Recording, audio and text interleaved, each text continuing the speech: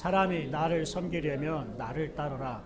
나 있는 곳에 나를 섬기는 자도 거기 있으리니 사람이 나를 섬기면 내 아버지께서 그를 귀히 여기시리라.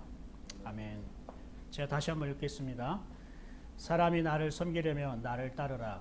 나 있는 곳에 나를 섬기는 자도 거기 있으리니 사람이 나를 섬기면 내 아버지께서 그를 귀히 여기시리라. 아멘. 내가 너를 귀하게 여기리라. 주님이 묵상하면서 주신 말씀입니다. 내가 너를 귀하게 여기리라. 한번 여러분 옆 사람과 함께 나눠볼까요? 내가 너를 귀하게 여기리라. 이제 자기 자신에게 얘기해 볼까요? 내가 너를 귀하게 여기리라. 오늘 본문을 여러분 한 구절밖에 안 되지만 이 본문을 읽으면서 여러분 어떤 단어가 마음에 들어오셨습니까? 대부분 많은 사람들이 뭐 섬기라 그리고 따르라 이런 단어가 많이 눈에 들어올 것입니다. 근데 주님이 정말 하시고 싶은 말씀은 귀하게 여긴다는 것입니다. 이것이 주님의 마음입니다. 주님은 여러분을 귀하게 여기시고 싶어 하십니다. 주님은 우리들을 아주 귀하게 여기시려고 합니다. 내가 너를 귀하게 여기겠다. 그런데 여러분 이 말씀이 언제 하셨는지 아십니까? 그러면 12절 한번 봅시다. 12절 13절에 이렇게 말하고 있습니다. 한번 읽어볼게요. 같이. 자, 시작. 그 이튿날에는 명절에 온 큰 무리가 예수께서 예루살렘으로 오신다는 것을 듣고 종려나무 가지를 가지고 맞으러 나가 외치되 호산나 찬송하리로다. 주의 이름으로 오시느니 곧 이스라엘의 왕이시여. 주님이 우리를 귀하게 여기신다는 이 말씀을 바로 예수님이 유대인들의 그 명절인 유월절을 지키기 위해서 예수님이 나귀 새끼를 타고 예루살렘 성으로 들어갈 때에 백성들이 호산나 다윗의 자손이여 라고 찬송하고 종려나무 가지를 막 흔들고 그리고 옷을 벗어서 깔아주고 그리고 아주 극진히 영접하고 대단하게 환영을 합니다. 그리고 멀리서 헬라인 개종된 사람이죠. 헬라인 사람들이 그들도 유월절 예배를 드리기 위해서 왔다가 예수님을 만나보려고 하는 것입니다. 이들이 왜 이렇게 예수님을 영접하고 환영하는 걸까요? 많은 사람이 예수님의 놀라운 능력과 기적과 그리고 놀라운 권위 있는 말씀 이런 일들을 보면서 예수님에 대해서 기대감을 갖게 된 거예요. 그 예수님에 대한 기대감이 자기가 좀 더 새로워질 수 있는 그런 꿈, 소망을 갖게 된 것입니다. 희망을 꿈꿨습니다. 성경에서 약속하신 메시아가 이제 이렇게 우리에게 왔으니까 그들이 너무나 기쁘고 너무나 즐겁고 또 흥분한 것입니다. 그래서 주님을 이스라엘의 왕으로 삼으려고 했던 것입니다. 그럴 때에 주님께서 말씀하신 구절이 바로 오늘 본문 구절입니다. 한번 다시 같이 읽어볼게요. 자, 시작. 사람이 나를 섬기려면 나를 따르라. 나 있는 곳에 나를 섬기는 자도 거기 사람이 나를 섬기면 내 아버지께서 그를 귀히 여기시리라.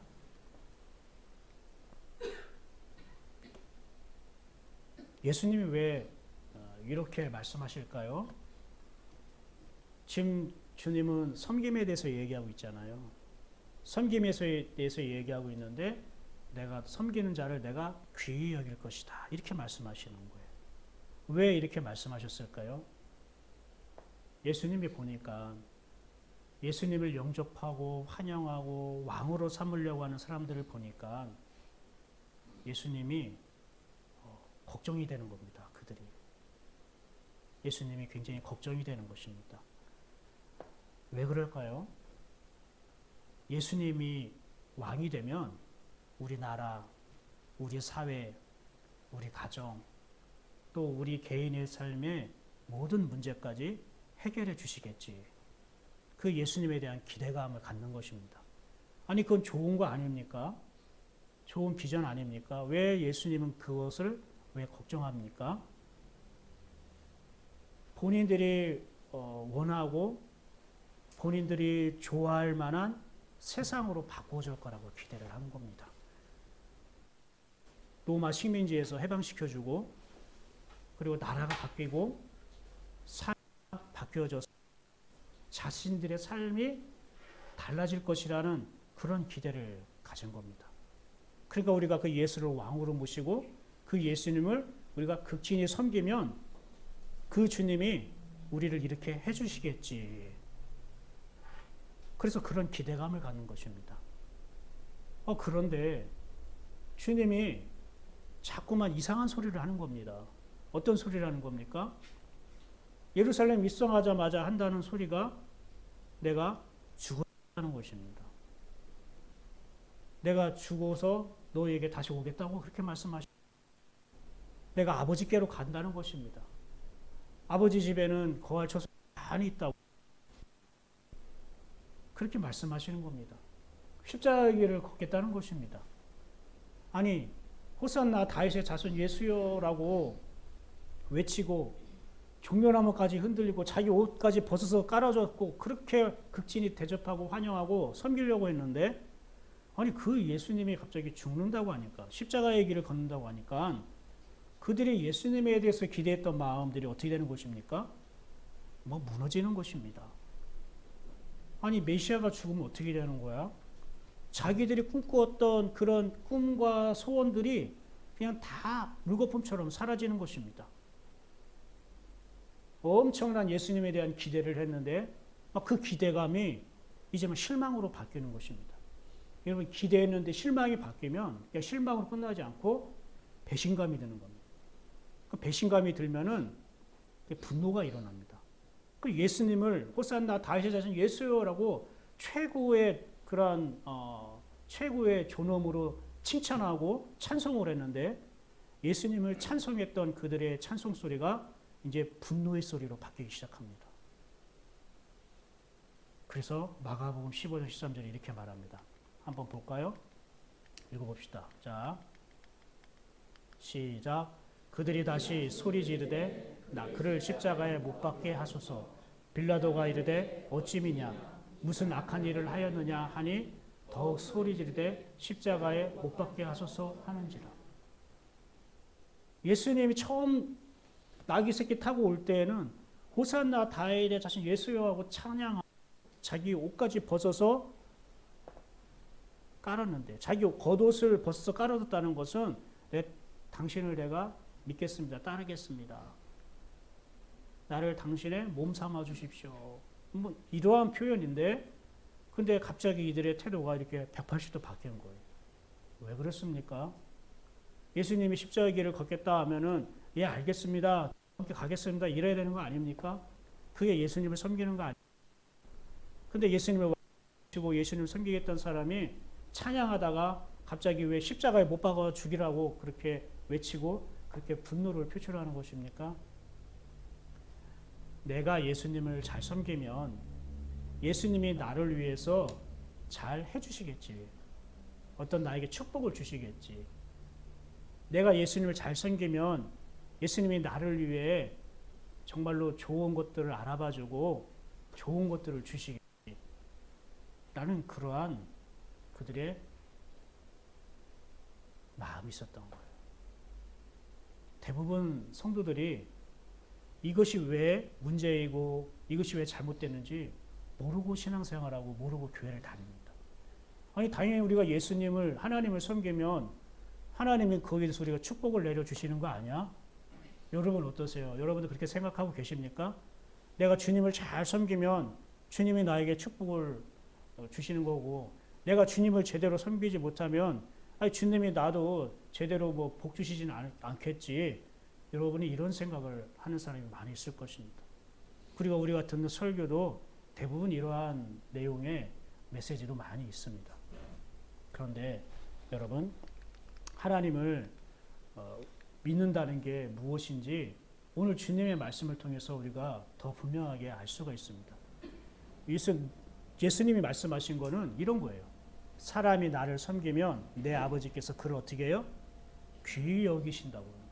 그러니까 내가 주님을 섬기면 주님이 나를 귀히 여기시니까 나를 성공하고 출세시켜주고 복 주고 그러는 거 아닙니까?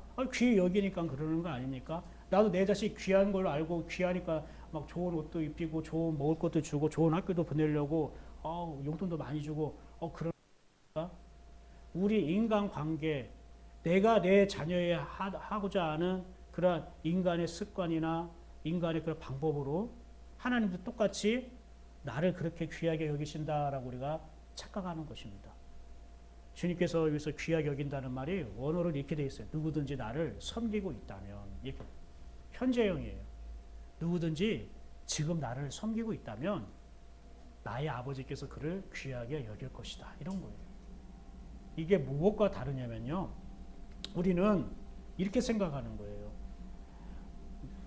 나를 섬기면 하나님이 너를 귀할 거야. 이렇게 얘기한 줄 알아요. 너희가 예수님을 잘 섬기면 하나님이 너 귀하게 여길 거야. 즉 너희가 무엇을 하면 하나님이 그에 대한 대가로 보상으로 이렇게 주실 거야. 이렇게 생각하고 있다라는 거예요. 여러분 이거는 그렇게 이해를 해서는 안 되는 것입니다. 나를 섬기면이 마치 조건절 같죠. 조건. 그죠? 너희가 만약에 이렇게 한다면이라는 조건. 그러면 내가 이렇게 할 것이다. 이런 것처럼. 근데 이걸 말하는 게 아닙니다. 여러분 하나님을 믿는다는 건요. 조건과 보상이 아닙니다. 지금 우리가 읽은 말씀이 나를 섬기면 하나님께서 너희를 귀하게 여길 것이라는 것이 조건과 보상처럼 보이는 겁니다. 말씀이. 근데 주님께서는 이런 뜻으로 말씀하신 게 아닙니다. 조건은 무엇입니까? 나의 열심. 즉 너희가 나를 섬기면이라는 것이 너희가 그렇게 열심히 나를 섬기면 나의 열심과 열정이 들어가는 거예요. 그러면 그 열심을 보고 대가를 내가 치를 거야. 보상을 내가 해줄 거야. 이런 거예요. 하나님을 믿는다는 건 이게 아닙니다. 조건과 보상의 관계가 아닙니다. 하나님의 관계는 조건과 보상의 관계가 아니라고요. 따라 볼까요? 하나님의 관계는 조건과 보상의 관계가 아닙니다. 그럼 무엇이냐? 약속과 성취의 관계입니다. 따라 볼까요? 하나님의 관계는 약속과 성취의 관계입니다. 이게 믿는 것이에요. 위에는 믿음이라고 하는 게 아니라 율법주의라고 얘기하는 거예요. 그렇게 예수님이 율법 바울이 그렇게 율법 그 율법으로 우리가 거듭나는 게 아니라고 말한 것처럼 율법이 아니라 우리가 믿음으로 사는 것이라고. 근데 많은 성도들이 조건과 보상의 개념으로 자꾸 하나님을 믿게 하고 신앙생활을 그렇게 이끌어 가려고 하는 겁니다. 하나님은 우리에게 믿음의 내용을 바꿔주시기 원하고 믿음의 방법을 바꿔주시기 원하는 거예요. 하나님을 믿는다는 것은 약속과 성취예요. 약속은 무엇입니까? 하나님이 우리에게 주신 말씀입니다. 그 말씀을 여러분이 믿는 거죠. 받아들이는 겁니다. 하나님이 여러분에게 개인적으로 해주신 말씀, 하나님이 목사님의 설교를 통해 여러분에게 주신 말씀, 그 말씀들을 여러분이 받아들이는 겁니다. 그리고 그 받아들인 그 말씀이 바로 내 삶 속에서 이루어지는 겁니다. 적용이 되어지는 겁니다. 성취가 되는 것입니다. 그런데 이걸 누가 성취하냐면은 하나님의 열심히 이루시는 겁니다. 내가 하나님 말씀을 받았으니까 이제 내가 열심히 내가 순종하고 성취해야겠다라고 하지만 사실은 그 말씀이 나를 달라지게 하고 내가 받아들인 그 말씀이 나를 바꿔주게 하고 나를 받아들인 그 말씀이 나를 새롭게 하는 것입니다. 그러니까 그 말씀이 나를 위해서 일하게 되는 것입니다. 지난주에 나 하나님이 너를 위하여 내 가리라 라고 했었잖아요. 똑같은 얘기예요. 표현이 같은 내용입니다. 우리가 하나님의 말씀을 받아들이고 생명으로 받아들이면 생명으로 오는 그 하나님의 말씀이 나를 위해서 인도하시는 겁니다. 바꿔주시는 겁니다. 새롭게 하시는 겁니다. 그것을 바로 하나님의 열심이라고 하는 거예요. 하나님이 우리에게 말씀을 주시고 하나님의 열심히 그 말씀을 우리 생활 가운데, 우리 삶 가운데에 하나님께서 이루시겠다는 것입니다. 너는 그걸 믿느냐? 너는 그렇게 되기를 원하느냐? 너도 그렇게 살아가기를 원하느냐? 아니면은 네가 원하는 것을 얻기 위하여 너의 열심으로 하나님께 나아가서 그 열심의 대가로 너의 소원을 들어달라고, 그래서 그 하나님부터 보상받기를 원하는 마음으로 너는 신앙생활 하느냐, 하나님을 믿느냐, 이것을 말씀하는 것입니다. 여러분이 이것을 꼭 마음에 새기시기 바랍니다. 하나님 원하는 조건과 보상의 신앙이 아니라 약속과 성취의 신앙입니다. 여러분에게 이 믿음으로 변화되어야 됩니다. 우리가 이 믿음으로 바뀌어져야 됩니다. 이것이 분명히 저에게, 여러분에게, 우리 예행교회에게 세워져야 됩니다. 주님이 분명히 말씀하십니다. 나를 섬기는 자는 아버지께서 귀하게 여기실 것이다. 보십시오. 나를 섬기는 자는 내가 소원을 들어줄 것이다. 내가 합당한 내가 보상을 해줄 것이다. 주님 이렇게 말씀하셨습니까? 나를 섬기는 자는 출세할 것이다. 이렇게 얘기했습니까? 나를 섬기는 자는 내가 모든 문제를 다 해결해 줄 것이다. 주님이 이렇게 얘기했습니까? 아닙니다. 주님은 이렇게 말씀하셨습니다. 이렇게 말씀하셨어요. 섬기는 자를 내가 귀하게 여긴다. 내가 섬기는 자를 귀하게 여긴다.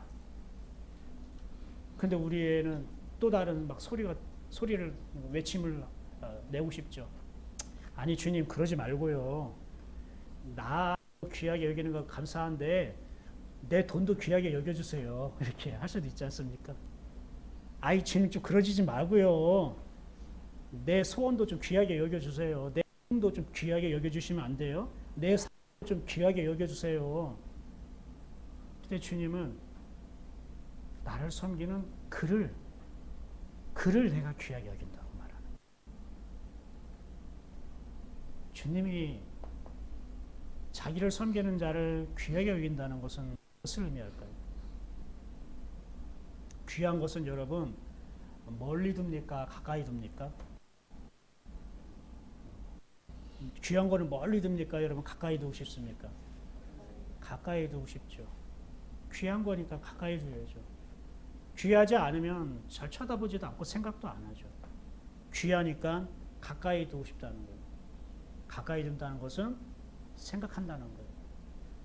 하나님 마음으로 품는다는 거예요. 하나님이 자기를 섬기는 자를 귀하게 여긴다는 거예요. 그 사람을 하나님이 가까이 둔다는 거예요. 주님이 여러분을 귀하게 여긴다는 것은 여러분을 주님이 가까이 끌어들인다는 거예요. 가까이 둔다는 거예요. 이 가까이 둔다는 게 뭐냐면 이게 귀하다는 말이 티마오라고 그래요. 헬라어로. 근데 가격을 정한다는 뜻이에요. 평가한다는 뜻이에요. 그리고 존경한다는 뜻이 있어요. 그리고 또 이게가 지불금 속전이래요. 속전이라는 말 들어보셨습니까? 돈으로 무언가를 어떻게 해요? 샀다는 거예요. 우리가 구속이라고 하잖아요. 속전의 은혜라는 게 있어요. 예수님의 대속의 은혜. 대속, 속전 똑같은 말이에요. 즉 내가 너를 귀하게 여긴다는 거는 내가 너를 값을 지불하고 샀다는 걸 말하는 거예요. 아니 하나님이 누구에게 값을 지불하고 샀다는 것입니까?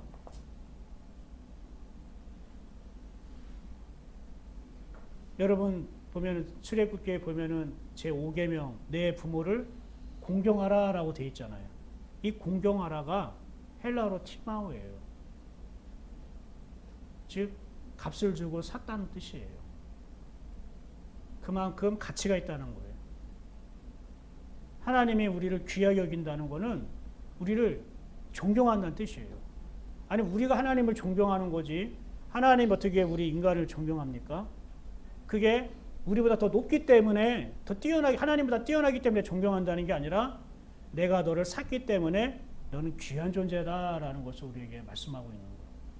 도대체 이거는 무엇을 말할까요? 여러분 하나님이 값을 주고 사셨다는 것은 이제 누구 것이 됐다는 거예요? 하나님 것이 됐다. 하나님이 값을 주고 여러분을 사셨어요. 그러면은 만약에 또 우리를 다른 사람이 사간다고 하면 하나님께 그 값을 지불해야겠죠?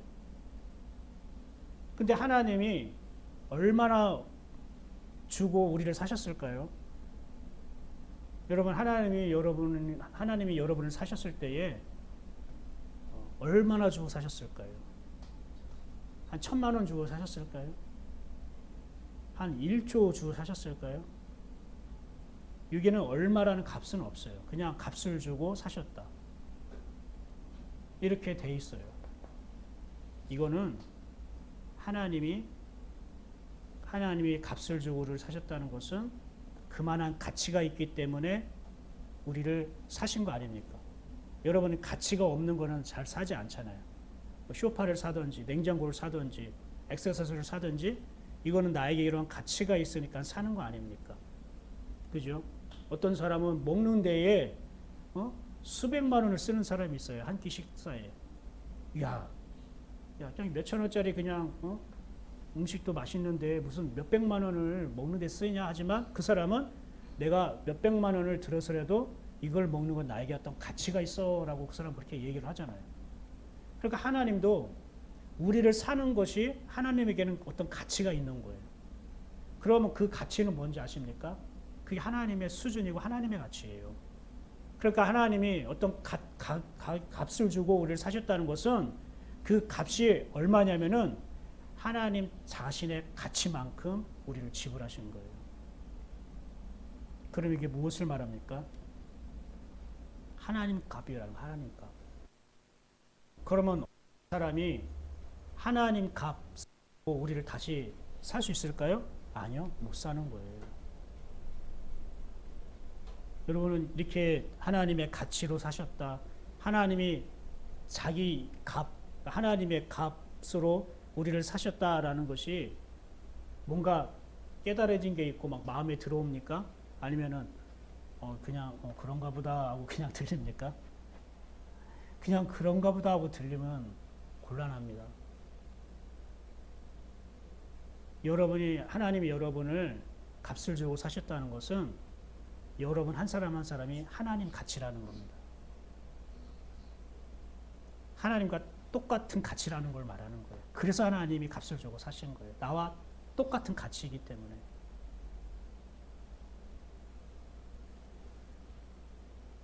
나와 똑같은 가치이기 때문에 그래서 내가 너를 귀하게 여긴다.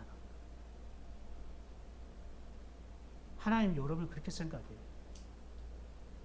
그냥 대충 살아가고 먹고 사는 데에만 그냥 문제만 해결되면은 그냥 그렇게 살아가는 그런 존재가 아니에요. 하나님 가치라고요. 따라 볼까요? 우리는 하나님 가치입니다. 나는 하나님 값입니다. 하나님을 돈으로 계산할 수가 없잖아요. 그 값이 바로 여러분의 값이고 여러분의 가치입니다. 그것은 하나님과 같다는 걸 말합니다. 그것은 무엇을 말합니까? 우리가 하나님의 가치로 산다는 거예요. 살더라도 인간의 가치로 살아가는 게 아니라 하나님의 가치로 살아간다는 거예요. 내가 생각을 해도 인간의 생각 수준으로 사는 게 아니라 하나님의 가치로 생각한다는 거예요. 내가 삶에 있어서도 인간의 삶 그 정도로 지금 남들보다 좀 더 편안하고 안정적이면 되지라는 수준이 아니라 하나님의 가치로 내 삶을 살아간다. 그래서 내 삶의 모든 영역 속에는 하나님의 가치가 드러나는 거예요. 그럼 하나님의 가치로 산다는 건 도대체 구체적으로 무엇을 어떻게 하는 것입니까? 내가 하나님의 가치로 사는 것을 내가 어떻게 인식하고 느낄 수 있습니까? 사람들이 여러분을 볼 때에 하나님의 가치로 평가한다는 거예요. 사람들이 여러분을 볼 때에 하나님의 가치로 본다는 거예요. 그래서 하나님이 여러분을 귀하게 여긴다는 거예요. 나는 너를 귀하게 여긴다. 왜? 내가 너를 하나님 값을 샀다는 거예요. 너희는 하나님 가치라는 거예요. 그러니까 하나님의 가치니까 하나님과 같이 가야죠. 그죠? 하나님의 가치가 되었기 때문에 하나님과 같이 가야 되는 거예요. 하나님과 같이 살기 위해서 우리를 하나님 가치로 사셨다고요. 그게 우리의 값이라고요. 째째하게 돈 한 달에 몇 천만 원, 몇 억 버는 거 째째하게 그 정도 가치로 살 겁니까? 마음속으로 하나님 몇 천만 원이라도 벌었으면 좋겠는데요. 11조 많이 내게요. 이렇게 생각하지 마시고 하나님 가치라고요. 좀 여러분의 믿음의 생각을 여러분의 깊이 뿌리를 내려져 있는 인간으로 교육받고 내가 경험한 관습에 젖은 그 가치로 하나님 보지 말고 하나님의 가치로 날 산 그 하나님의 값으로 내 생각도 보세요. 내 생각이 정말 하나님의 값이 되는가? 내 마음에 흐르는 것, 그 마음들이 지금 하나님의 가치, 하나님의 값이 되는가? 우리는 하나님의 값으로 산 존재로서 하나님의 가치가 된 존재들이에요. 나는 아냐가 아니라 여러분이 오늘 이 교회에 와가지고 말씀을 듣는 것 자체가 여러분이 예수님을 영접했다는 것 자체가 여러분이 주님을 섬기겠다는 그 마음을 품은 것 자체가 하나님의 가치가 되었다는 것입니다.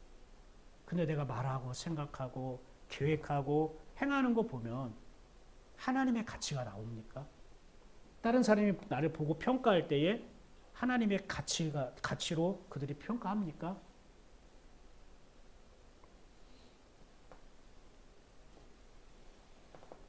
여러분은 여러분의 인생의 가치가 정말로 높아지고 그리고 존귀함을 받고 싶지 않습니까?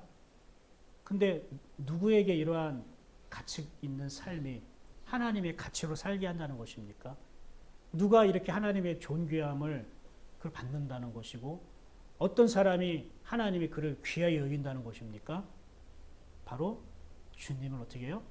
섬기는 자가 그렇다는 거예요.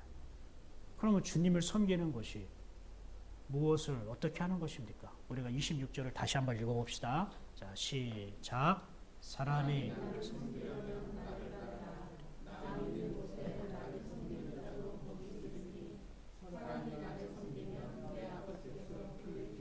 귀히 여기시리라.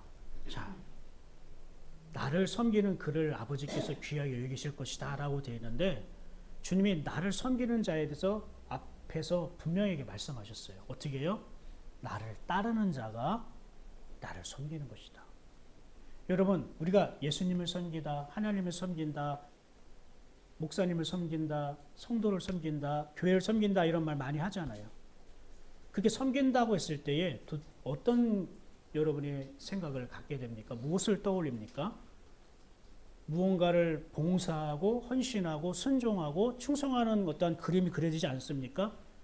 틀린 말은 아닙니다. 섬김의 내용이 그렇게 나올 수 있습니다.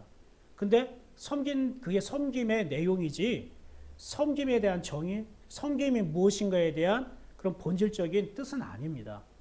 그러면 섬긴다는 그 본질적인 의미가 뭡니까? 주님을 따르는 것이 주님을 섬긴다는 거예요. 그러니까 주님을 따르지 않고 내가 주님을 위해서 충성하고 헌신하고 봉사한다고 하면은 이거는 뭔가 안 맞는 이야기라는 것입니다. 그런데 또 주님이 나를 섬기려면 나를 따르라라고 말씀해 놓고 그 뒤에 뭐라고 얘기합니까? 함께 읽어볼까요? 나 있는 곳에 나를 섬기는 자도 거기 있으리라. 즉 내가 있는 곳에 나를 섬기는 그 사람도 함께 있도다라고 얘기하고 있는 거예요. 단순히 주님을 섬긴다는 것이 봉사 행위를 통해서만 나타나는 것이 아니라 주님이 있는 곳에 그 섬기는 그 사람도 함께 있는 것, 이것을 뭐예요? 이것이 주님을 따르는 것이고 이게 주님을 섬긴다는 것입니다. 주님이 계신 곳에 함께 있는 것, 이게 주님이 섬기는 거예요. 너무 다르지 않습니까? 한번 우리가 따라서 해볼까요? 주님이 계신 곳에 함께 있는 것이 주님을 섬기는 것입니다. 그러니까 주님이 계신 곳에 내가 있지 않고 내가 주님을 위해서 내가 이렇게 저렇게 섬기겠습니다. 충성하겠습니다. 순종하겠습니다. 라는 것을 주님은 원하지 않는다는 거예요. 그건 주님이 원하는 섬김이 아니라는 거예요. 야, 너 내가 있는 곳에 있지도 않으면서 나를 위해서 뭐 이렇게 봉사하고 그렇게 순종하고 하겠다는 거니? 먼저 나 있는 곳에 네가 있어야 되지 않겠니? 주님이 이스라엘 백성 보고 걱정한 게 이거예요. 예수님이 우리 이스라엘 왕이 되면 우리 나라를 해방시켜주고 사회도 바뀌어지고 우리 가정 문제, 내 개인의 이 문제도 다 들어주시고 해결해 주시겠지. 그런 꿈을 꾼 거예요. 근데 그런 사람들에게 주님이 이렇게 말씀하신 거예요. 나를 섬기고 싶어? 나를 섬긴다는 거는 나를 섬김으로 인해서 너희들이 원하는 문제들이 해결되고 너희들이 원하는 복을 받는 게 아니야. 나를 섬긴다는 거는 나와 함께 있는 거야. 너희가 나를 섬기려면은 너희가 나와 함께 있어야 되는 거야.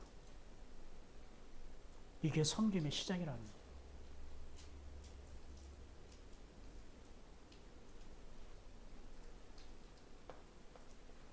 그런데 우리는 주님을 따른다.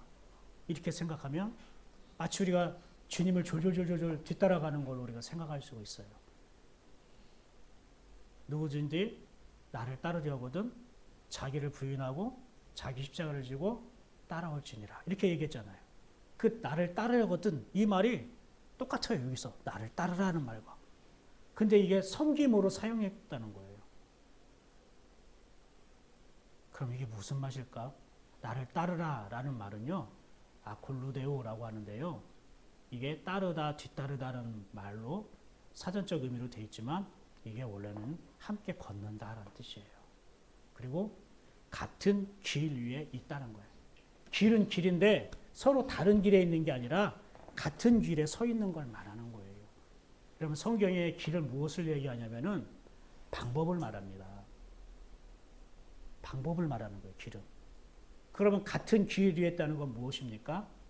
같은 방법으로 산다는 뜻입니다. 주님의 방법이 내 방법이라는 겁니다.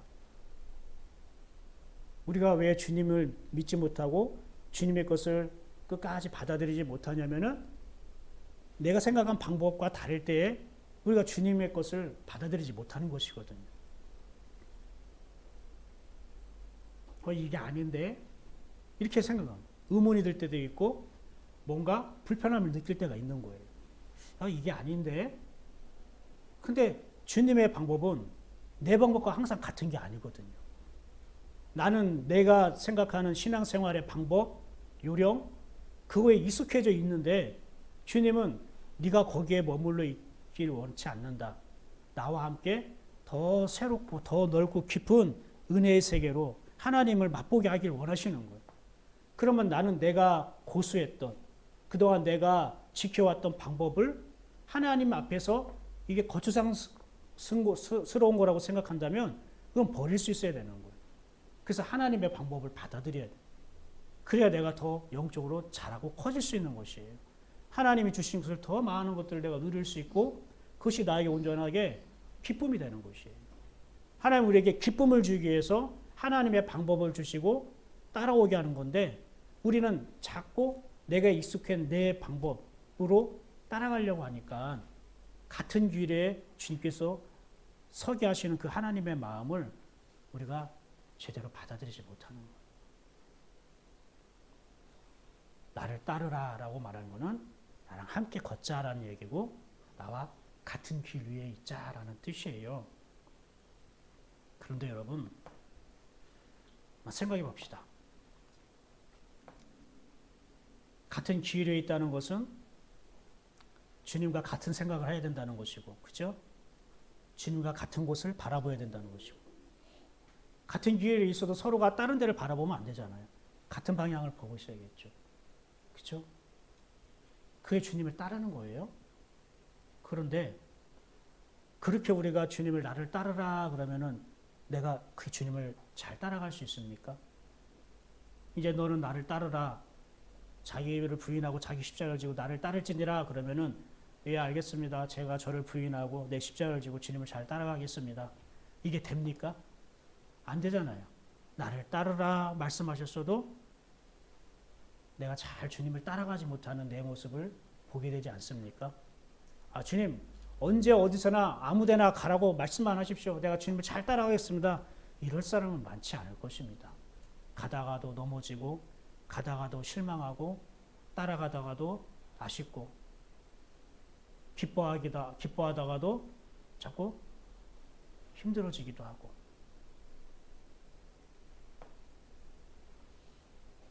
우리 스스로 그렇게 할 수 없습니다. 그런데 왜 주님은 나를 따라오라 이렇게 말씀하십니까?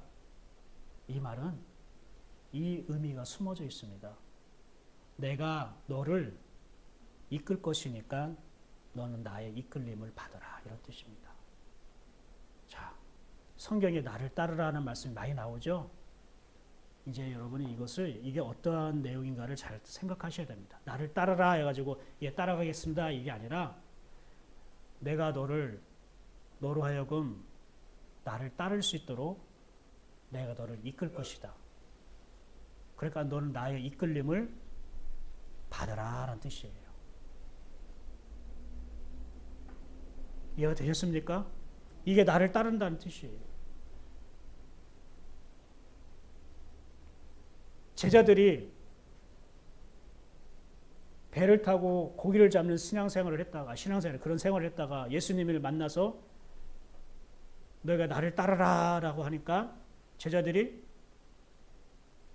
아버지와 배와 그물을 버리고 예수를 따르더라 이런 말씀이 있죠.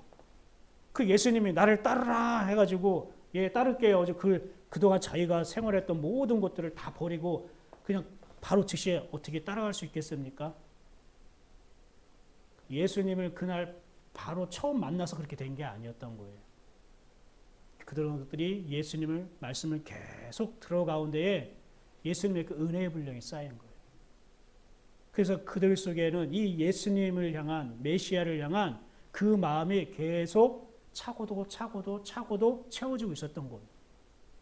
그런 사람들은 예수님을 향한 열망, 주님을 섬기고자 하는, 주님과 함께 가고 싶어하는 그들의 마음이 어느 정도 채워졌을 때에 예수님이 나를 따르라 했다는 거예요.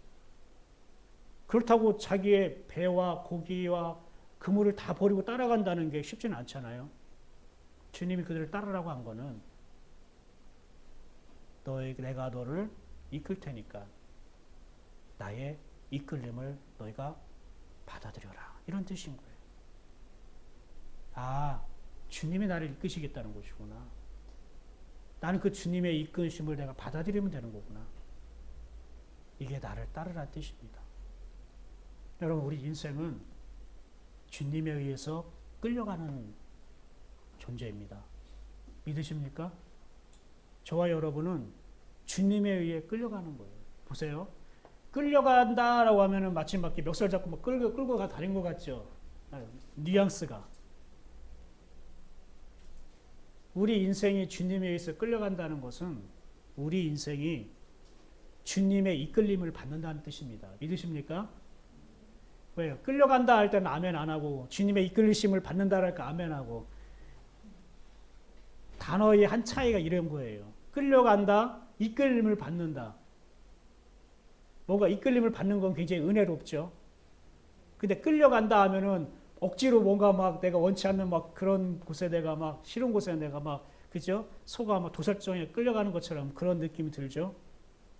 그런데요. 하나님이 여러분을 귀해 여기고 하나님 여러분을 사랑하잖아요. 그리고 하나님 여러분을 택했고 하나님의 값으로 여러분을 사셨으면은 하나님이 우리를 이끌어 주시기도 하지만 우리를 끌고 가실 수도 있어요. 이거 이해하셔야 됩니다. 이 하나님의 마음. 왜요? 놔버리면 그 영혼은 죽으니까. 불행해지니까. 그래서 투덜투덜대고 하나님 왜 이렇게 하시는 거예요? 마음에 안 들어요. 갑자기 왜 이런 방법으로 이렇게 하나님 접근하시는 거 하더라도 그냥 하나님이 끌고 가실 때가 있는 거예요. 그거는 여러분이 하나님의 그 끌려가시는 것을 투덜투덜하고 따라간다 할지라도 여러분이 그것을 이미 받아들일 만한 믿음이 쌓였기 때문에 끌고 가는 거예요. 그걸 이해해야 되는 거예요. 나는 투덜투덜 대고 하나님께 그냥 불평 원망하고 그냥 하나님 막 끌고 가는 거 그냥 가기 싫은데 뭐 이렇게 한다 할지라도 그것 자체가 여러분 하나님이 여러분을 귀하게 여기는 거 사랑이라고요. 그리고 그것은 여러분이 그것을 사실 투덜투덜 대면서도 하나님과 떨어지고 싶지 않고 내가 하나님으로부터 함께 살고 싶어하는 그 본질적인 그 마음, 하나님이 주신 그 본질적인 믿음, 그것이 살아있기 때문에 하나님이 그렇게 하시는 거라고요. 이해가 되십니까? 여러분 안에 있는 하나님이 주신 그 믿음의 그 놀라운 그냥 그 깊이와 그 오묘한 그 하나님의 측량할 수 없는 그 믿음의 하나님 주신 그 크기를 여러분 자신도 모르는 거예요. 하나님은 여러분의 삶을 이끌길 원합니다. 신앙생활은 주님에 의해서 이끌려가는 것입니다. 이게 신앙생활이에요. 우리가 주님의 인도하심을 받는다고 하잖아요. 그렇죠? 주님 우리를 인도해 주세요. 우리가 주님의 인도하심을 받아야 합니다. 이게 이거와 똑같은 말이에요. 주님에 의해 이끌리는 삶을 사는 거예요. 성도는 어떤 존재냐고요? 주님에 의해 이끌림을 받는 삶입니다. 자기가 이끄는 것이 아닙니다. 내가 이끄는 게 아닙니다. 성도인 우리는 이끌림을 받는 존재입니다. 따라해 볼까요? 성도는 이끌림을 받는 존재입니다. 누구의 이끌림을 받는 존재입니까? 예수님이요. 주님이요. 주님에 의해 이끌려 가는 것입니다. 말씀이 나를 이끌어 가는 것이지 말씀을 이끌고 가는 게 아닙니다. 주님이 나를 이끌고 가는 것이지 내가 주님을 이끌고 가는 게 아닙니다. 그래서 주님이 말씀하셨어요. 주님이 이끄는 곳에 너도 함께 있겠느냐. 이게 나 있는 곳에 나를 섬기는 자도 있는다는 뜻이에요. 이게 나를 따르라라는 뜻이에요. 나를 섬기는 자는 나를 따르느니라 라고 했잖아요. 나를 섬기려면 나를 따르라. 그런 의미가 아니에요. 이것도 조건, 보상이 아니에요. 나를 섬기려면이 아니라 나를 지금 섬기고 있는 자는 이런 뜻이에요. 나를 지금 섬기고 있는 자는 나를 따르고 있다 이런 뜻이에요. 즉 너희가 나를 섬기고 있다면 너희는 지금 주님의 이끌림을 받고 있는 중이야 이런 뜻입니다. 믿으십니까? 이것을 아셔야 됩니다. 그런데 주님의 이끌림을 받으려면은 자기 것이 있으면 안 됩니다. 따라볼까요? 주님의 이끌림을 받으려면 자기 것이 있으면 안 됩니다. 주님이 이끄시는 방법이 있는데 나는 내 방법이 좋아해서 내 방법을 계속 붙잡고 있으면 주님의 방법대로 나아갈 수 있을까요? 없을까요? 없지요. 그러니까 내 방법이 없어야 됩니다. 놓아야 됩니다. 주님의 이끌림을 받으려면 자기 것이 있으면 안 됩니다. 그래서 나를 따르려거든 자기를 부인하고 이렇게 얘기를 한 것이 자기를 부인한다는 건 뭐예요? 나는 아무것도 아닙니다. 내 것은 없습니다. 라는 뜻이잖아요. 그게 주님의 이끄심을 받는 사람은 자기를 부인한다. 자기 것이 없습니다. 라는 뜻입니다. 이해가 되셨습니까? 자기 것이 많으면 많을수록 주님의 이끌림을 따라갈 수 없습니다. 그래서 주님이 이렇게 말씀하시는 거예요. 여러분 한번 25절 한번 볼까요? 시작. 자기의 생명을 사랑하는 자는 잃어버릴 것이요 이 세상에서 자기의 생명을 미워하는 자는 영생하도록 보존하니라. 이게 무슨 뜻입니까? 자기 생명을 사랑하는 자는 잃어버리고 자기 생명을 미워하는 자는 주님께서 지켜주겠다는 겁니다. 자기 생명이 무엇이냐? 이게 바로 자기 생각, 자기 뜻을 말하는 거예요. 자기 생각, 자기 뜻을 내가 사랑하는 사람은 잃어버린다는 거예요. 무엇을 잃어버리는 겁니까? 주님을 잃어버리는 거예요. 근데 자기 생명을 미워한다는 건 무엇입니까? 내가 내 생각대로 사는 것, 내가 내 뜻대로 사는 것, 내가 내 방법대로 사는 것, 이것을 미워한다는 거예요. 왜 미워합니까? 주님을 보니까. 주님을 보니까. 주님이 이 말씀 가지고 나를 이끌어 주시고 나를 새롭게 하시고 나를 귀하게 여기시고 복 주시려고 하는데 아유, 내 생각, 내 뜻, 내 방법이 자꾸 주님의 뜻과 생각과 자꾸 부딪히네. 그러니까 어떻게 해요? 아, 이런 내가 싫어. 이런 주님의 생각과 방법과 자꾸 부딪히고 자꾸 내가 하는 내 자신이 싫어 하면서 주님, 이제 내 생각, 내 방법, 내 뜻을 이제 품지 않았으면 좋겠습니다. 이제 그 의지하지 않고 붙잡지 않고 이거 내려놓고 싶습니다. 오직 주님이 이끄시는 주님의 생각, 주님의 방법대로 나 이끌림을 받고 싶습니다. 이것이 바로 자기 생명을 미워한다는 뜻이에요. 그 사람은 영원하게 하나님께서 지켜주시겠다고, 품어주시겠다고 약속하신 것입니다. 예수님이 베드로에게 이렇게 말씀하셨습니다. 내가 진실로 진실로 네게 이르노니 네가 젊어서는 스스로 띠띠고 원하는 곳으로 다녔거니와 늙어서는 내 팔을 벌리리니 남이 내게 띠띠우고 원하지 아니하는 곳으로 데려가리라. 네가 젊어서는 스스로 띠띠었다는 거예요. 젊어서 스스로 띠었다는 거, 뭐 허리띠를 맸다는 겁니까? 이거는 자기 생각, 자기 방법을 자기가 챙겼다는 걸 말하는 거예요. 근데 언제요? 젊어서는. 젊다는 것은 나이가 젊다는 걸 말하는 게 아니에요. 젊다는 건 무엇을 말하냐면은 혈기가 왕성한 걸 말합니다.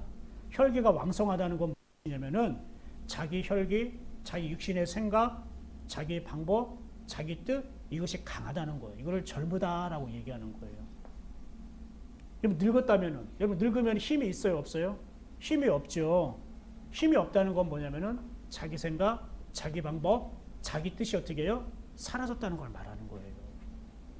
어떻게 베드로가 이러한 거듭남의 은혜가 있습니까? 주님을 만났기 때문이거든요. 베드로는 주님의 제자로 살면서도 스스로 띠띠고 자기가 원하는 곳으로 가려고 했던 거예요.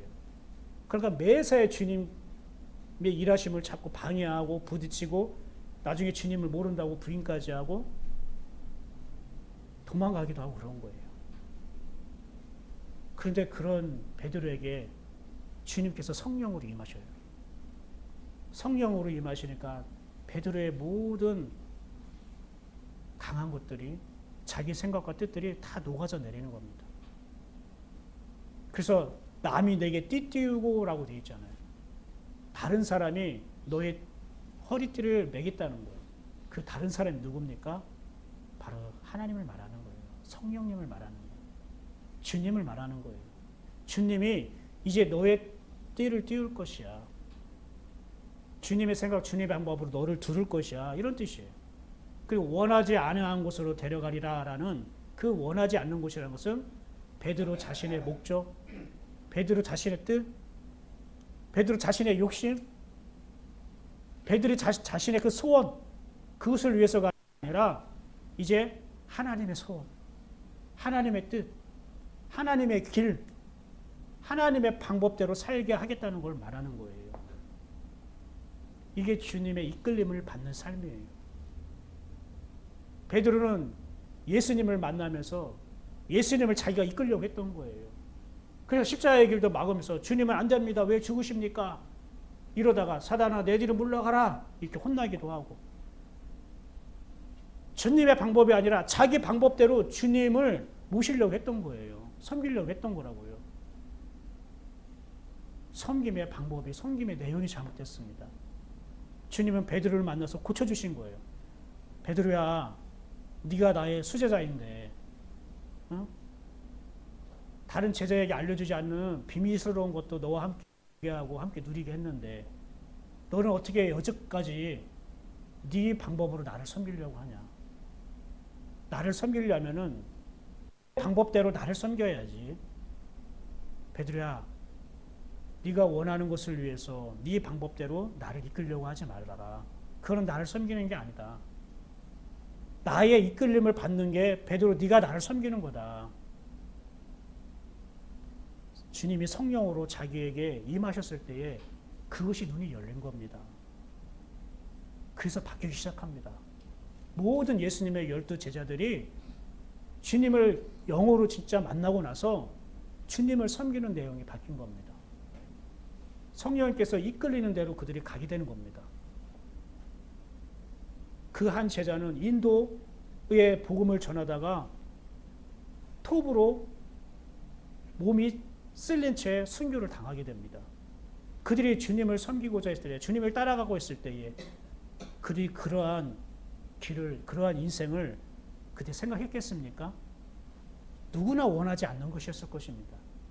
근데 그들은 당당하게 큰 사자 호랑이의 이빨 속으로, 그리고 팔을 불타오르는 그 화형 속으로, 십자가 속으로 그런 당당의 그런 삶을 살아갑니다.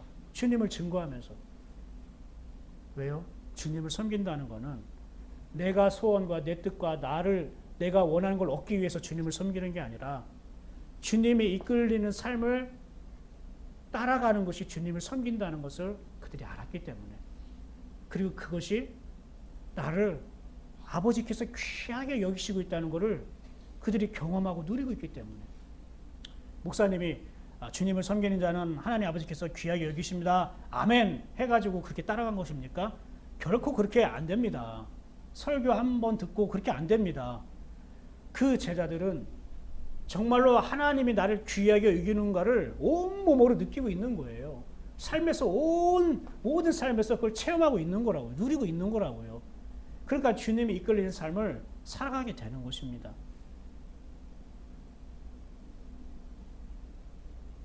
그래서 주님이 말씀하시는 거예요. 나를 섬기는 자는 나를 따를 것이니라. 나를 따르는 자가 나를 섬기는 것이다. 즉 나의 이끌림을 받는 자가 나를 섬기는 자다. 그렇기 때문에 그는 나와 함께 있다는 뜻이에요. 당연하죠. 주님이 이끌리는 대로 내가 그 이끌림을 받아들이고 살아가니까 그곳에는 항상 주님이 계신 것이죠. 여러분, 섬긴다는 것은 주님이 있는 곳에 내가 있다는 것이 먼저 섬김입니다. 이것이 섬김의 출발이고 시작이고 본질이라는 걸 꼭 아시길 바랍니다. 근데 왜 주님이 나를 따르라 라고 명령처럼 말씀하실까요? 여러분, 이게 명령처럼 들리지만 명령이 아닙니다. 하나님이 초대고 하나님이 기회를 주시는 겁니다. 너도 나와 함께 가겠니? 바로 주님이 그렇게 부르시는 것입니다. 이 부르심에 주님, 내가 스스로는 주님을 내가 따를 수는 없지만 주님이 나를 이끌어 나는 함께 갈 수 있습니다 라고 고백하는 것입니다. 그냥 봉사하고 충성하는 걸 말하지 않습니다. 누구든지 나를 섬기고 있다면 그는 나 있는 곳에 함께 있는 사람이다라고 말씀하십니다. 우리가 아까 처음에 말한 것처럼 우리가 섬긴다, 주님을 섬긴다라고 말하면 주님께 봉사하고 일하는 것으로 생각하잖아요. 이거는 내가 주님과 함께 있기 때문에, 주님의 이끌림을 받고 있기 때문에 그렇게 나타나는 것이는 거예요. 섬기는 것은 주님과 함께 있는 거예요. 아니, 정확하게 얘기하면 주님이 계신 곳에 내가 있는 거예요. 그게 섬기는 거예요. 근데 많은 사람들이 이렇게 얘기하죠. 주님, 내가 있는 곳에 주님이 함께하길 원합니다. 이게 비슷한 것 같지만 다릅니다. 주님이 있는 곳에 내가 있는 것과 주님, 제가 있는 곳에 함께 해주세요 라고 하는 것과 같은 것 같지만 다릅니다. 많은 신자들이 주님, 저와 함께 해주세요 이렇게 얘기합니다. 제가 있는 곳에 함께 있어주세요. 제가 가는 곳에 함께 가주세요. 주어가 납니다. 내가 하는 곳에 주님이 함께 해주세요. 내가 이거 하는 일에 주님이 함께 해주세요. 내가 생각하는 곳에 주님이 함께 해주세요. 내가 어디 가는 곳에 주님이 함께 해주세요. 이거는 주님을 섬기는 게 아닙니다. 주님을 섬긴다는 것은 주님이 계신 곳에 내가 있는 것입니다. 그래서 주님께 물어보는 것입니다. 저 주님이 있는 곳에 제가 있길 원합니다. 주님, 오늘은 주님은 어디에 가시렵니까? 나도 그곳에 함께 있길 원합니다. 주님의 생각은 무엇입니까? 나도 그 생각에 내 생각에 함께 하길 원합니다. 주님의 오늘을 행하시는, 일하시는 방법은 무엇입니까? 내 방법이 그 주님의 방법과 함께 하길 원합니다. 이렇게 해야 되는데, 내 생각에 함께 해주세요. 내 방법에 함께 해주세요. 내가 하고 있는 일에 함께 해주세요. 이렇게 되는 거예요. 바뀌었다는 거예요. 내가 있는 곳에 주님이 있어주세요 라는 것이 아니라 주님이 있는 곳에 내가 함께 있길 원합니다. 이게 바로 주님을 섬기는 거라고요. 믿으십니까? 섬긴다는 말이요, 히브리어로 샤라트라고 그래요. 근데 이 샤라트라는 말이 받은 것을 준다라는 뜻이 있어요. 따라해볼까요? 받은 것을 준다. 이게 섬긴다는 뜻이에요. 오늘 나를 섬기려거든, 나를 섬기는 자는 아버지께서 그를 귀하게 여기실 것이다 할 때에 이 섬긴다는 말이 히브리어 샤라트에서 나온 말이에요. 근데 이 샤라트는 말이 어디서 많이 쓰였냐면은 옛날 제사장들이, 레위인들이 성전 성막에서 일할 때, 봉사할 때 거의 대부분 쓰였던 말이에요. 그래서 출애굽기 28장 35절에 이렇게 나와 있습니다. 한번 읽어볼까요? 아론이 있고 여호와를 섬기러 성소에 들어갈 때와 성소에서 나올 때에 그 소리가 들릴 것이라. 그리하면 그가 죽지 아니하리라. 아론은 제사장입니다. 레위인입니다. 대제사장입니다. 그가 성소에 들어갔다가 나올 때에 하나님이 딱 방울을 달아주셨어요. 그래서 그가, 하나님이 그를 데리고 인정했으면은 그는 살아서 나올 것이고, 그래서 방울이 울릴 것이고, 만약에 하나님이 그를 인정하지 않고 죄범함이 있어서 하나님이 그를 데려가신다면은 이 엎어졌으니까 방울 소리가 들릴까요? 안 들릴까요? 밖에서 끈으로 이렇게 흔들어도 소리가 안 들리는 거예요. 아무도 그 지성소에 들어갈 수 없는 거예요. 대제사장이 1년에 한 번 딱 들어가는데 그 대제사장이 하나님부터 은혜를 받고 사랑을 받아서 다시 하나님의 대제사장으로서 그 역할을 수행할 수 있도록 하나님이 기회를 주신 사람은, 이게 시간이 오래 지나도 살았나 죽었나 모를 때 밖에 있는 다른 제사장이 끈으로 이렇게 흔들었을 때에 지성소에서 딸랑딸랑 소리가 들리면 어떻게 해요? 살았구나. 아직 하나님과 교제하고 있구나. 이렇게 생각하는 것이고, 밖에서 지나가는데 몇십 시간이 됐는데 지금 왜 대제사장님이 왜 아직 안 나오시지? 할 때 끈을 이렇게 흔들면은 아무 소리가 나면은 죽었구나. 그러면은 그 시체를 들고 나오고 그래야 됐던 거예요. 근데 뭐라고 얘기해요? 여호와를 섬기러 지성소에 들어갔다는 걸 말해요. 여호와를 섬기러 성소로 들어간대요. 하나님이 보이지 않는데 여호와를 섬긴다는 게 뭘까요? 제사장들이 여호와를 섬긴다는 게 뭘까요? 제사장들은 어떤 사람들입니까? 백성들이 제물을 가지고 왔을 때에 그걸 각을 떠서 그것을 번제로 불태우고, 그리고 나서 그들에게 용서의 말을 선포해주고 하나님의 말씀을 전해주고, 그리고 하나님의 뜻을 전해주면서 하나님을 생각하고 하나님의 말씀을 품고 살도록, 하나님과 동행해 살도록, 그렇게 영적인 안내 역할, 영적인 지도자 역할을 하는 게 제사장이잖아요. 그럼 그들이 그렇게 하려면 어떻게 됩니까? 하나님부터 받아야 되잖아요. 무엇을 받아요? 말씀을 받은 것. 그래서 이 샤라트란 뜻은요, 말씀을 받은 것을, 말씀을 주는 것, 그 받은 말씀을 주는 것, 이게 바로 샤라트예요. 한번 따라해 볼까요? 받은 말씀을 주는 것이 섬기는 것입니다. 이게 바로 주님이 섬긴다는 뜻이에요. 우리가 주님을 섬긴다는 게 뭐예요? 그러면 우리가 주님을 섬긴다는 거는, 그럼 우리가 주님, 하나님부터 받은 말씀을 주님에게 준다는 뜻이에요? 아니에요. 주님이, 예수님이 하나님부터 받은 말씀을 우리에게 주시는데 네가 그것을 받아들이고 살겠느냐? 그게 바로 우리가 주님을 섬기는 거예요. 다르잖아요. 우리는 열심히 땀 흘리고 일하고 봉사하고 충성하고 주님을 위해서 무언가를 해야 되는 게 섬긴다고 했는데, 주님이 원하시는 섬김은 이게 아니라, 내가 하나님부터 받은 말씀을 내가 너에게 줄 텐데 너는 이 말씀을 받아들이고 살 것이냐? 이것이 바로 뭐냐면은 나를 따르라예요. 이것이 바로 나의 이끌림을 받아들이라는 거예요. 주님이 말씀을 주시니까 너희가 그 말씀을 받아들이겠느냐 이거예요. 그것이 나의 이끌림을 받아들이라는 것이고 나를 따른다는 것이고, 그 나를 따르는 자가 나를 섬기는 것이다 라고 말씀했단 말입니다. 이해가셨습니까? 믿으십니까? 주님의 말씀을 받아들이지 않고 주님을 섬기는 걸 주님이 걱정한단 말입니다. 이스라엘 백성이 다 그랬단 말입니다.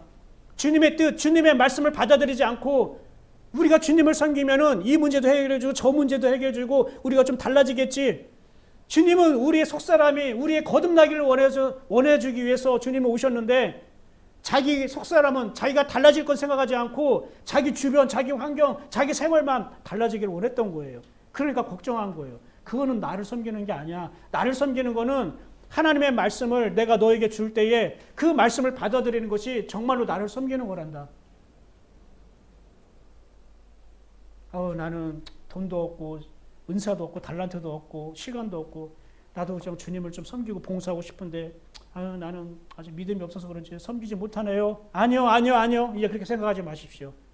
여러분 이 시간에 주님의 말씀을 제대로 지대로 그냥 받아들이는 것만으로도 지금 여러분은 주님을 섬기고 있다는 걸 믿으시길 바랍니다. 못 믿겠어요? 하나님은 이렇게 말씀하고 계신데 못 믿겠어요? 꼭 땀 흘려서 노력하고 뭐 헌신하고 충성하고 순종하고 그래야만 주님을 섬기겠다고 믿겠어요? 아니요. 주님을 말씀을 받아들인 자가 내 몸으로 행위로 순종과 헌신과 충성으로 나오는 것입니다. 믿으십니까? 그러니까 주님의 말씀을 받아들이는 것이 섬김의 시작이고 출발이에요. 그래서 예수님이 오늘날 교회에 섬기고 봉사하는 자들을 걱정하고 있는 거예요. 그리고 또 이렇게 얘기를 해요. 그들이 내 성소에 들어오며 내 상에 가까이 나와 내게 수중들어 내게 맡긴 직분을 지키되. 여러분 이 섬긴다는 이 샤라트가요. 신약 헬라어에는 뭐라고 되어 있냐면은 집사라고 번역되어 있어요. 집사의 직분이다. 이렇게 번역되어 있다고요.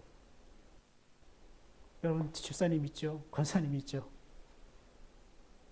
섬긴다는 거예요. 또 하나 마태복음 8장 15절 한번 읽어볼까요? 시작. 그의 손을 만지시니 열병이 떠나가고 여인이 일어나서 예수께 수종들더라. 베드로의 장모예요. 베드로의 장모가 열병이 났는데 예수님이 오셔서 손을 만지셨어요. 손을 대셨어요. 그때 열병이 떠나가고 그 베드로의 장모가 일어나서 예수님께 수종들었대요. 수종들었다고 하니까 마치 예수님의 뒷바라지 해주고 그죠? 물질적인 돕기도 하고 옷도 이렇게 만들어서 주기도 하고 또 예수님이 시키는 분부한 명령대로 따르기도 하고 우리는 아마 이렇게 생각할 수 있을 것입니다. 그렇죠? 그런데 겉으로는 그렇게 나타나지만 사실 이 수종들다라는 말은 어떤 뜻이냐면은 이제 주님이 말씀하시는 대로 이끌리는 삶을 살았다는 거예요. 이게 수종들었다는 뜻이에요. 수종들었다는 것이 꼭 종이 주인에게 이렇게 구신구신하면서 시키는 대로 한다라는 그걸 말하는 게 아니라 이 여인이 주님으로부터 은혜를 받았잖아요. 고침을 받았잖아요. 치유를 받았잖아요. 그리고 나서 됐다는 거예요. 그 주님이 이끄시는 대로 그는 따라갔다는 걸 말하는 거예요. 주님이 그에게 베푸신 사랑, 주님이 그 베드로 장모에게 주신 말씀, 그것을 어떻게 해요? 나눠주며 살았다는 걸 말하는 거예요. 이게 바로 예수를 섬겼다는 거예요. 이게 예수님께 수종들었다는 걸 말하는 거예요. 여러분, 교회에서 그리고 이웃을 위해 봉사하고 섬기는 것은 무엇을 말합니까? 하나님이 주신 것을 그들에게 주는 것입니다. 내가 하나님부터 받은 것을 그들에게 주는 것입니다. 그게 바로 섬긴다는 뜻입니다. 겉으로는 우리가 이웃을 섬기는 것 같지만 하나님을 섬기는 것입니다. 여러분은 우리가 이웃을 돕고 구제하고 그죠? 하나님부터 받은 은혜와 사랑을 그들에게 나눠주는 것이 우리는 이웃을 사랑하고 섬긴다고 생각하지만 하나님은 그것이 나를 섬기는 거야 라고 말하는 것입니다. 이것을 여러분 꼭 이해하시기 바랍니다. 예수님은 이 땅에 오시면서 이렇게 말씀하셨어요. 한번 이걸 읽고 우리가 마무리해 봅시다. 시작.